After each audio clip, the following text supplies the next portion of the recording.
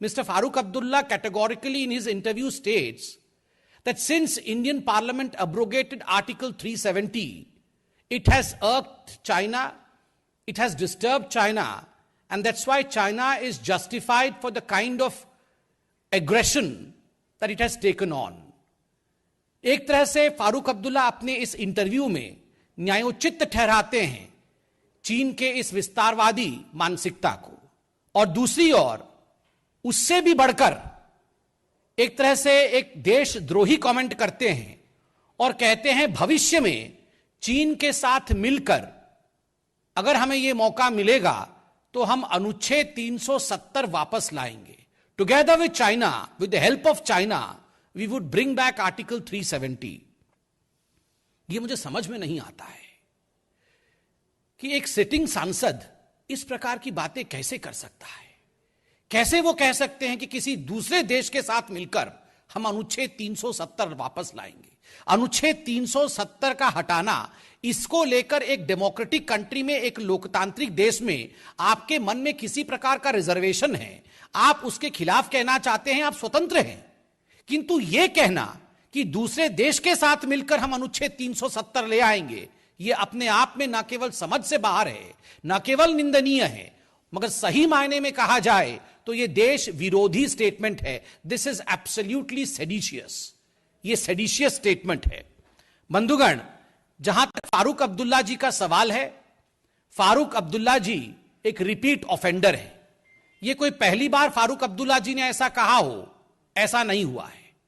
इससे पहले भी फारूक अब्दुल्ला जी ने कई बार इस प्रकार के स्टेटमेंट दिए हैं जिसको आप सुनकर, जिसको आप देखकर हतप्रभ रह जाएंगे. आपको याद होगा फारूक अब्दुल्ला जी ने 24 सितंबर, अभी चंद महीनों पहले यह कहा था कि अगर आप जम्मू कश्मीर में जाके लोगों से पूछेंगे कि क्या वो भारतीय हैं, तो लोग कहेंगे नहीं, हम भारतीय नहीं हैं, हम भारत में रहना भी नहीं चाहते हैं. और दुखद विषय था कि उसी स्टेटमेंट में 24 सितंबर को फारूक अब्दुल्ला ने यह भी कहा था कि अच्छा होगा अगर हम चीन के साथ मिल जाएं. आप बताइए, देश के संप्रभुता पर प्रश्न उठाना, देश के इंडिपेंडेंस पर, देश की सॉवरेनिटी पर, उस पर प्रश्न चिन्ह लगाना, यह एक सांसद को किस प्रकार से शोभा देता है, और क्या यह देश विरोधी वचन नहीं है? याद करिए, यह वही फारूक अब्दुल्ला है जिन्होंने बहुत स्पष्ट रूप से कहा था पीओके क्या तुम्हारे बाप का है जो तुम पीओके ले लोगे. यह भारत के लिए कहा था कि क्या पीओके तुम्हारे बाप का है, और क्या पाकिस्तान ने चूड़ियां पहन रखी है जो तुम पीओके ले लोगे और पाकिस्तान कुछ नहीं करेगा. देखिए, पाकिस्तान को लेकर, चीन को लेकर जिस प्रकार की नरमी इनके मन में है, और भारत को लेकर जिस प्रकार की मैं कहूंगा बेशर्मी इनके मन में है, यह अपने आप में बहुत सारे प्रश्न खड़े करते हैं. और केवल फारूक अब्दुल्ला ऐसा कहते हो, ऐसा नहीं है. ये चचेरे ममेरे भाई हैं. अगर मैं फारूक अब्दुल्ला कहता हूं तो फारूक अब्दुल्ला एक पॉलिटिकल पार्टी के नेता ऐसा कहते हैं, यह बात नहीं. आप अगर इतिहास में जाएंगे और राहुल गांधी जी के भी स्टेटमेंट्स को हाल फिलहाल में सुनेंगे तो आप पाएंगे कि फारूक अब्दुल्ला और राहुल गांधी में ज्यादा फर्क नहीं है. ये एक ही सिक्के के दो पहलू हैं.